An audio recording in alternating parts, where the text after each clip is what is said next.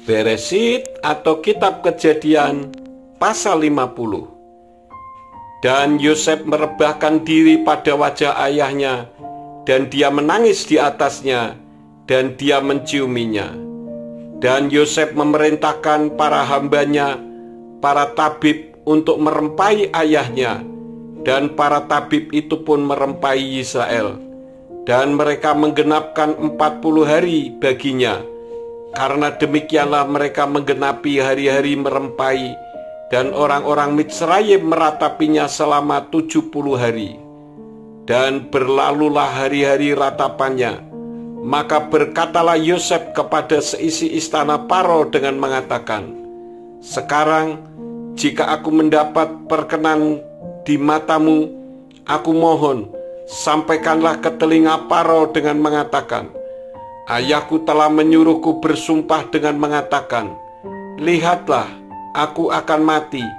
Engkau harus menguburkan aku di sana, di pekuburan yang telah aku gali bagi diriku di tanah Kanaan.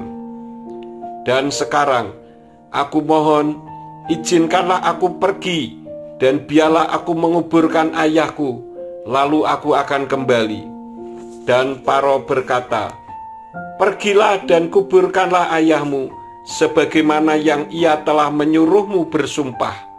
Lalu berangkatlah Yosef untuk menguburkan ayahnya, dan semua hamba Faro pergi bersamanya, para tua-tua istananya, bahkan semua tua-tua negeri Mitsraim, dan seisi rumah Yosef dan saudara-saudaranya, serta seisi rumah ayahnya. Hanya anak-anak mereka dan kawanan domba mereka serta kawanan lembu mereka telah mereka tinggalkan di tanah Gosen. Dan pergilah bersamanya, baik kereta maupun orang-orang berkuda, dan iring-iringan itu menjadi sangat besar. Lalu tibalah mereka di Goren Haatat yang terletak di seberang sungai Yordan, dan di sana mereka meratap dengan ratapan yang amat sangat. Dan dia mengadakan perkabungan bagi ayahnya selama 7 hari. Dan penduduk negeri itu, orang-orang Kanaan, melihat perkabungan di Goren Haatat itu. Dan mereka berkata, "Inilah perkabungan orang-orang Mitsraim yang luar biasa." Itulah sebabnya tempat itu dinamai Abel Mitsraim, yang terletak di seberang Yordan. Dan anak-anaknya berbuat kepadanya sebagaimana yang telah dia perintahkan kepada mereka. Dan anak-anaknya mengangkutnya ke tanah Kanaan dan menguburkannya di dalam gua di ladang Makpela, yang ladang itu telah Abraham beli dari Efron orang Het sebagai tempat penguburan di sebelah timur Mamre. Dan setelah dia menguburkan ayahnya, Yosef kembali ke Mitsraim, ia dan saudara-saudaranya, dan semua orang yang pergi bersamanya untuk menguburkan ayahnya. Dan saudara-saudara Yosef melihat bahwa ayah mereka telah meninggal, dan berkatalah mereka, "Bagaimana kalau Yosef masih mendendam kepada kita, dan benar-benar akan membalaskan segala kejahatan yang telah kita lakukan kepadanya?"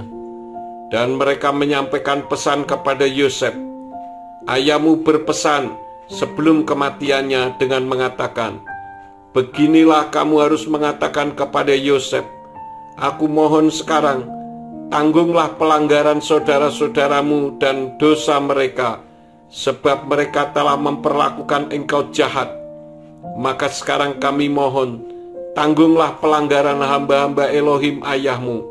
Maka menangislah Yosef ketika mereka menyampaikan hal itu kepadanya. Dan saudara-saudaranya pun datang dan tersungkur di hadapannya dan berkata, "Lihatlah, kami ini budak bagimu." Maka berkatalah Yosef kepada mereka, "Janganlah takut, sebab apakah aku ini pengganti Elohim? Dan mengenai kamu, kamu telah mereka-rekakan yang jahat terhadap aku. Elohim merekakannya untuk kebaikan, untuk bertindak sebagaimana yang terjadi sekarang ini, agar dapat memelihara kehidupan suatu bangsa yang besar.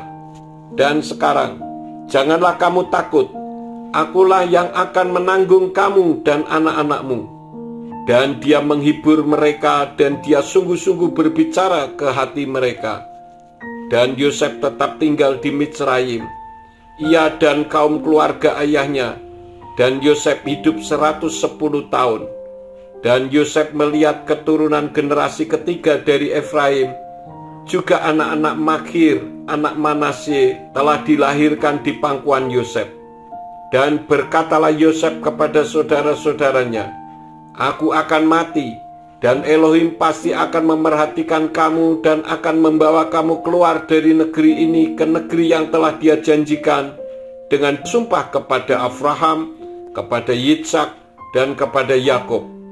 Lalu Yosef menyuruh anak-anak Israel bersumpah dengan mengatakan, "Elohim pasti memerhatikan kamu, dan kamu harus membawa tulang-tulangku dari sini." Kemudian matilah Yosef dalam usia 110 tahun, dan mereka merempainya dan menempatkannya di dalam sebuah peti di Mitsraim.